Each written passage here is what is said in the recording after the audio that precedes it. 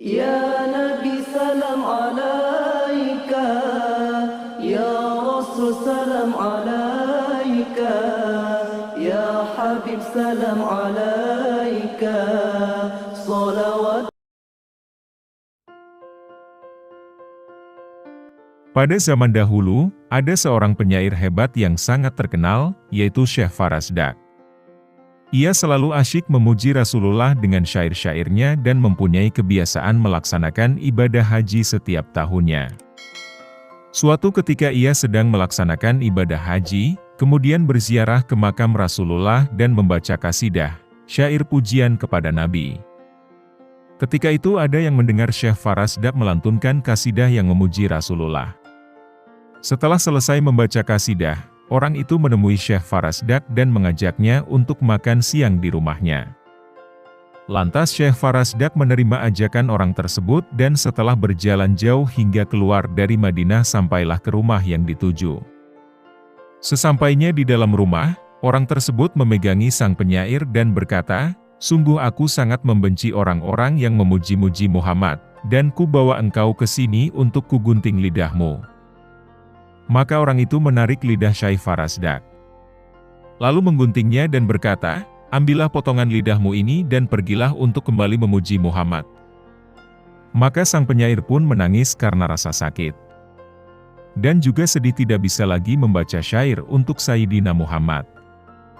Kemudian beliau datang ke makam Rasulullah seraya berdoa, "Ya Allah, jika penghuni makam ini tidak suka atas pujian-pujian yang aku lantunkan untuknya, maka biarkan aku tidak lagi bisa berbicara seumur hidupku, karena aku tidak butuh kepada lidah ini, kecuali hanya untuk memuji MU dan memuji Nabi MU. Namun jika engkau dan Nabi MU ridha, maka kembalikanlah lidahku ini ke mulutku seperti semula." Syekh Farasdak terus menangis hingga tertidur dan bermimpi jumpa dengan Rasulullah. Rasulullah berkata, "Aku senang mendengar pujian-pujianmu, berikanlah potongan lidahmu." Lalu Rasulullah mengambil potongan lidah itu dan mengembalikannya pada posisinya semula. Ketika sang penyair, yaitu Syekh Farasdak terbangun dari tidurnya, mendapati lidahnya telah kembali seperti semula. Maka Syekh Farasdak pun bertambah dahsyat memuji Rasulullah.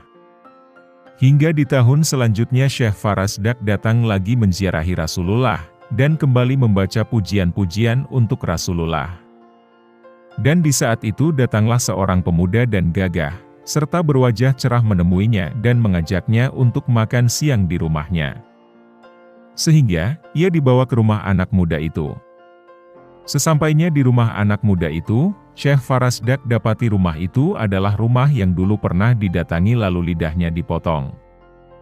Anak muda itu pun meminta Syekh Farasdak untuk masuk yang akhirnya ia pun masuk ke dalam rumah itu.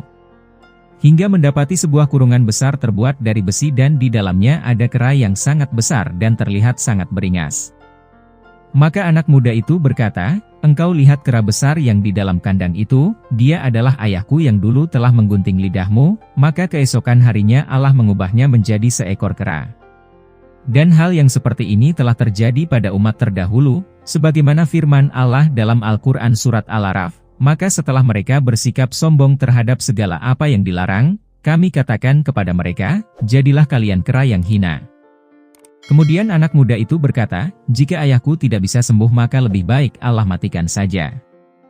Maka Syekh Farasdak berdoa, "Ya Allah, aku telah memaafkan orang itu dan tidak ada lagi dendam dan rasa benci kepadanya." Dan seketika itu pun Allah mematikan kera itu dan mengembalikannya pada wujud yang semula. Dari kejadian ini jelaslah bahwa sungguh Allah mencintai orang-orang yang suka memuji Nabi Muhammad. Karena pujian kepada Nabi Muhammad disebabkan oleh cinta dan banyak memuji kepada Nabi Muhammad, berarti pula banyak mencintai beliau. Semakin banyak orang yang berzikir, bersyalawat dan memuji Nabi Muhammad, maka Allah akan semakin menjauhkan kita, dan wilayah-wilayah sekitar dari musibah, dan digantikan dengan curahan rahmat dan anugerah dari Allah. Demikian kisah ulama ahli syair yang dipotong lidahnya karena sering dan senang memuji Rasulullah. Sebagaimana dikisahkan oleh Al-Maghfurlah Al-Habib Munzir bin Fuad Al-Musawa yang dikutip dari kanal YouTube Risalah Islam.